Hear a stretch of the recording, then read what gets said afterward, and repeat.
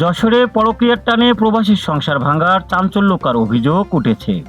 Malaysia প্রবাসী মুর্শিদ গাজীর স্ত্রী ঈশিতা আক্তার 2 সন্তান এবং 7 লাখ টাকা ও 4 ভরি স্বর্ণালংকার নিয়ে প্রেমিক সোহেল রানার হাত ধরে উধাও হয়েছেন। এমনকি মায়ের প্ররোচনায় 1.5 বছর আগে গোপনে বিয়ের অভিযোগও উঠেছে। কেরামত আলী গাজীর দায়ের করা অভিযোগের পর কোতোয়ালি থানার পুলিশ ঘটনার তদন্ত শুরু করেছে। গণভোটের রায় দ্রুত বাস্তবায়নের দাবিতে যশোরে বিশাল সমাবেশ ও গণমিছিল করেছে 11 দলীয় ঐক্য।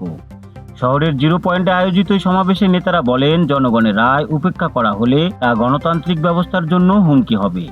দাবি পূরণ না হলে আগামীতে আরও বৃহত্তর কর্মসূচি ঘোষণা করা হবে বলে জানান নেতৃবৃন্দরা। যশোর সদর উপজেলার হৈবতপুর ইউনিয়নের শিরিষখাল পুনঃখনন কার্যক্রমের আনুষ্ঠানিক উদ্বোধন করেছেন বিদ্যুৎ, জ্বালানি ও খনিজ সম্পদ প্রতিমন্ত্রী অনিন্দ্য ইসলাম অমিত। প্রায় 77 লাখ টাকা ব্যয়ে 3 কিলোমিটার দীর্ঘ এই খাল খননের ফলে এলাকার অন্তত 17টি গ্রামের জলাবদ্ধতা দূর হবে এবং কৃষি উৎপাদন বৃদ্ধি পাবে। যশোরে 6,200 পিস ট্যাপোটাল ট্যাবলেট সহ মোহাম্মদ রবিউল ইসলাম নামে এক মাদক ব্যবসায়ীকে আটক করেছে মাদকদ্রব্য নিয়ন্ত্রণ অধিদপ্তর।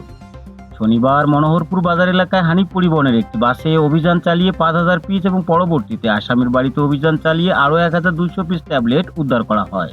এ ঘটনায় মাদক আইনে একটি মামলা দায়ের করা হয়েছে। নির্ভুল রোগ নির্ণয় সঠিক চিকিৎসার প্রথম ধাপ, আর এই নিশ্চিত স্বাস্থ্য সেবার জন্য কুইন্স হসপিটাল কেন আপনার প্রথম পছন্দ হবে। যশোরে আমরাই দিচ্ছি সর্বাধুনিক ও সর্বোচ্চ কোয়ালিটির মেশিনারিজের নিশ্চয়তা, যেখানে এক ছাদের নিচে সুবিশাল ও মনোরম পরিবেশে সব ধরনের পরীক্ষা নিরীক্ষা করা হয়। আপনার ও আপনার পরিবারের সুস্বাস্থ্য নিশ্চিতে কুইন্স হসপিটাল আছে সবসময় আপনারই পাশে।